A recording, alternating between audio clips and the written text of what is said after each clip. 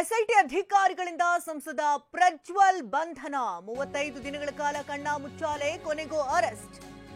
Pen drive ಪ್ರಕರಣ ದೊಡ್ಡ ಮಟ್ಟದಲ್ಲಿ ಸದ್ದು ಮಾಡಿದಂತ ಸಂದರ್ಭದಲ್ಲಿ ಪ್ರಜ್ವಲ್ ರೇವಣ್ಣ ನಾಪತ್ತೆಯಾಗಿದ್ರು. ಇದೀಗ ಪ್ರಜ್ವಲ್ ರೇವಣ್ಣ ಪ್ರತ್ಯಕ್ಷವಾಗಿದ್ದಾರೆ. ಏರ್ಪೋರ್ಟ್ನಲ್ಲೇ ಎಸ್ಐಟಿ ಅಧಿಕಾರಿಗಳು ಅವರನ್ನು ಬಂಧಿಸಿದ್ದಾರೆ.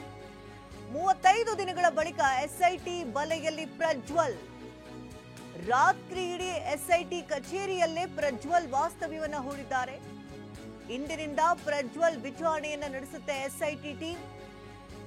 3 ಪ್ರಕರಣಗಳ ಸಂಬಂಧ ವಿಚಾರಣೆ ನಡೆಸುವಂತ ಸಾಧ್ಯತೆ ದಟ್ಟವಾಗಿದೆ. ಎಸ್ಐಟಿ ಅಧಿಕಾರಿಗಳಿಂದ ಸಂಸದ ಪ್ರಜ್ವಲ್ ಬಂಧನ ಆಗಿದೆ. 35 ದಿನಗಳ ಕಾಲ ಕಣ್ಣಾಮುಚ್ಚಾಲೆ ಆಟವಾಡಿದ್ರು ಪ್ರಜ್ವಲ್. ಇದೀಗ ಕೊನೆಗೂ ಅರೆಸ್ಟ್ ಆಗಿದ್ದಾರೆ. ದೃಶ್ಯಗಳಲ್ಲೂ ಕೂಡ ನೀವು ಗಮನಿಸ್ತಾ ಇರಬಹುದು.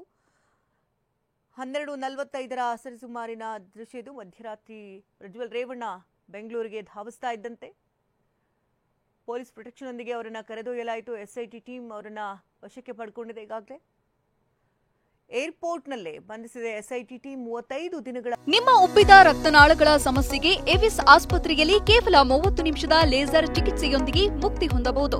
ಹೆಚ್ಚಿನ ವಿವರಗಳಿಗಾಗಿ ಸಂಪರ್ಕಿಸಿ 8088837000. ಬಳಿಕ ಎಸ್ಐಟಿ ಬಲೆಯಲ್ಲಿ ಪ್ರಜ್ವಲ್ ಇದ್ದಾರೆ. ರಾತ್ರಿ ಇಡೀ ಎಸ್ಐಟಿ ಕಚೇರಿಯಲ್ಲೇ ಪ್ರಜ್ವಲ್ ವಾಸ್ತವ್ಯವನ್ನು ಹೂಡಿದ್ದಾರೆ.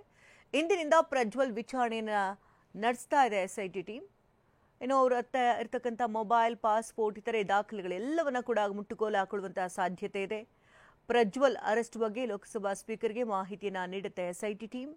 ನಂತರ ಕುಟುಂಬಕ್ಕೆ ಎಲ್ಲರಿಗೂ ಕೂಡ ಮಾಹಿತಿಯನ್ನು ಕೊಟ್ಟ ಬಳಿಕ ಅಂದ್ರೆ 24 ಗಂಟೆಯೊಳಗೆ ಜಡ್ಜ್ ಮುಂದೆ ಹಾಜರುಪಡಿಸಬೇಕು ಪ್ರಜ್ವಲ್ರನ್ನ. ಜಡ್ಜ್ ಮುಂದೆ ಹಾಜರುಪಡಿಸುವ ಮುನ್ನ ಮೆಡಿಕಲ್ ಟೆಸ್ಟ್ ಕೂಡ ಮಾಡಲಾಗುತ್ತೆ. ಇಂದು ಬೌರಿಂಗ್ ಆಸ್ಪತ್ರೆಯಲ್ಲಿ ಪ್ರಜ್ವಲ್ಗೆ ವೈದ್ಯಕೀಯ ಪರೀಕ್ಷೆಯನ್ನು ನಡೆಸೋದಕ್ಕೆ ಒಂದು ಕಡೆ ತಯಾರಿಗಳು ಕೂಡ ಈಗಾಗಲೇ ಆಗ್ತಾ ಇದೆ. ವೈದ್ಯಕೀಯ ಪರೀಕ್ಷೆಯ ಬಳಿಕ ನ್ಯಾಯಾಧೀಶರ ಮುಂದೆ ಅವರನ್ನು ಹಾಜರುಪಡಿಸಲಾಗುತ್ತೆ. ವೈದ್ಯಕೀಯ ಪರೀಕ್ಷೆಯ ಬಳಿಕ ನಂತರದಲ್ಲಿ 14 ದಿನಗಳ ಕಾಲ ಪೊಲೀಸ್ ಕಸ್ಟಡಿಗೆ ಎಸ್ಐಟಿ ಟೀಮ್ ಕೇಳುವಂತ ಸಾಧ್ಯತೆ ದಟ್ಟವಾಗಿದೆ. ಇನ್ನು ಗ್ರೇ ಕಲರ್ ಹುಡ್ಡಿ ನಿಮ್ಗೇನು ಗಮನಿಸ್ತಾ ಇದ್ದೀರಿ, ಇದು ಏರ್ಪೋರ್ಟ್ನ ದೃಶ್ಯಾವಳಿಗಳು. ಜರ್ಮನಿಯ ಮ್ಯೂನಿಕ್ನಿಂದ ಪ್ರಜ್ವಲ್ ರೇವಣ್ಣ ವಾಪಸ್ ಆಗ್ತಾ ಇದ್ದಂತೆ ಅಂದರೆ ಲುಫ್ತಾನಾ ಏರ್ಲೈನ್ಸ್ ಮೂಲಕವಾಗಿ ಬೆಂಗಳೂರಿನ ಕೆಂಪೇಗೌಡ ಏರ್ಪೋರ್ಟ್ಗೆ ಪ್ರಜ್ವಲ್ ರೇವಣ್ಣ ಆಗಮಿಸಿತು.